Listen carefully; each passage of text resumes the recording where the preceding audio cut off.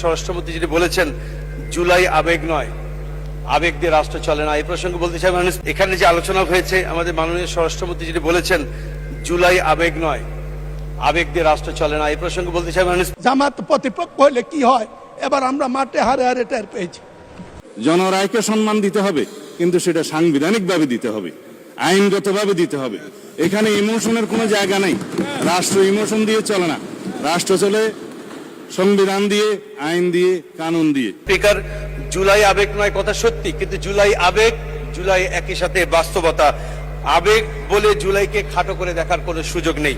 মাননীয় স্পিকার, 50 ঘন্টার আলোচনার যে বিষয়টি এখানে উপস্থাপন করা হয়েছে, সেখানে সকল সংসদ সদস্যরা যাতে নির্বিঘ্নে আলোচনা করতে পারে, সেজন্য 50 ঘন্টার আলোচনার কথা মাননীয় বিরোধী নেতা উত্থাপন করেছিলেন, কিন্তু এটিকেও খাটো করে দেখা হয়েছে। আরেকটি কথা মাননীয় স্পিকার, জুলাই আইন ও অধ্যাদেশ ব্যাপারে মাননীয় স্বরাষ্ট্রমন্ত্রী